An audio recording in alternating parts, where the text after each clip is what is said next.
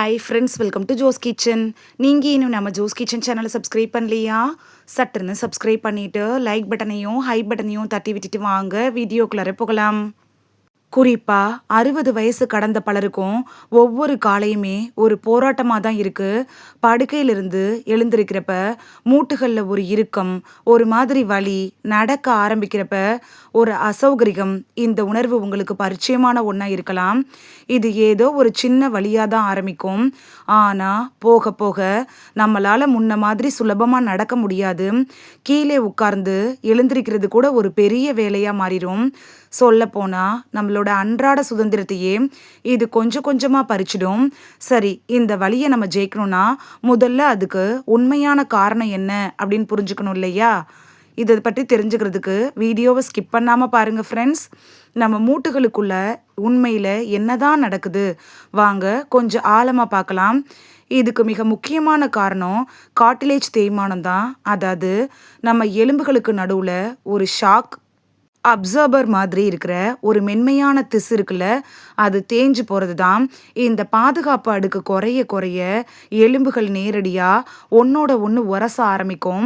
இதுதான் வீக்கத்துக்கும் தாங்க முடியாத வலிக்கும் மூல காரணம் அப்படின்னு கூட சொல்லலாம். இப்போ இந்த 2 மூட்டுகள்லையுமே இந்த கார்டிலேஜ் தேய்மானம் அப்படிங்கிறது ஏற்படுறதுக்கான வாய்ப்புகள் இருக்குது. கார்டிலேஜ் அப்படிங்கிறது எவ்வளவு வளவளப்பா ஸ்மூத்தாக இருக்கோ அதை பொறுத்து தான் இயக்கம் ரொம்ப சுலபமாக இருக்கும். ஆனால் கார்டிலேஜ் தேஞ்சு எலும்புகள் உரசுறதுனால வீங்கி சிவந்து போயிருக்க மாதிரி தெரிய ஆரம்பிக்கும்.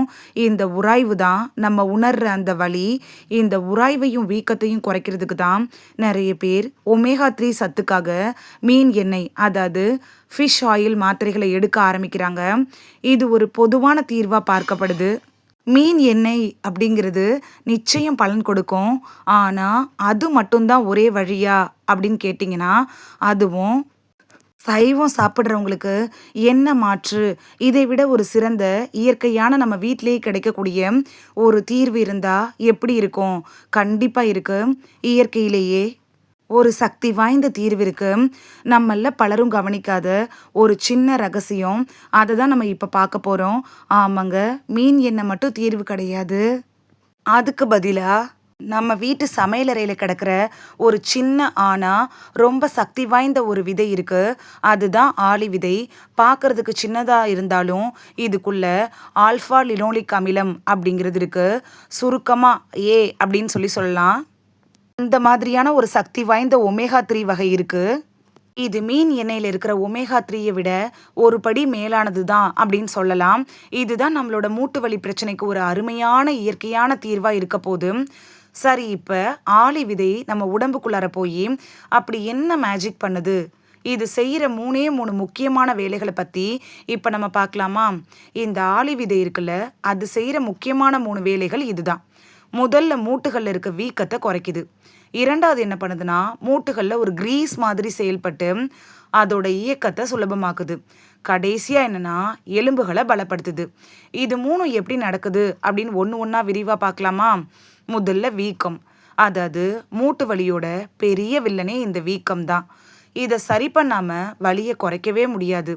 ஆளி விதியில் இருக்கக்கூடிய ஏ அப்படிங்கிற வீக்கத்தை உண்டாக்குற ரசாயனங்களை நம்ம உடம்புல இது கட்டுப்படுத்துது. இதனால மூட்டுகளில் இருக்கக்கூடிய வீக்கம் வத்தி வலி கொஞ்சம் கொஞ்சமாக குறைய ஆரம்பிக்குது. குறிப்பாக வெறும் 3-4 வாரத்திலேயே மூட்டுகளில் இருக்கக்கூடிய வலி வீக்கம் குறையிறதா நிறைய பேர் உணர்ந்திருக்காங்க. ரெண்டாவது, உராய்வு தன்மை. இதை ரொம்ப சிம்பிளாக புரிஞ்சுக்கணுன்னா, ஒரு கீச் கீச்சுன்னு சத்தம் போடுற கதவு, அதாவது கதவுல எண்ணெய் ஊற்றுனா எப்படி சத்தம் நின்று கதவு ஸ்மூத்தாக திறக்குமோ அதே மாதிரி தான் ஆலிவ். இதை நம்ம மூட்டுகளுக்குள்ள இயற்கையான திரவ உற்பத்தியை அதிகப்படுத்தி எலும்புகளை உரசுறதை தடுக்குது. இதனால நடக்கிறது, உட்கார்றது, எந்திக்கிறது அப்படின்னு எல்லாம் ரொம்ப சுலபமாகுது.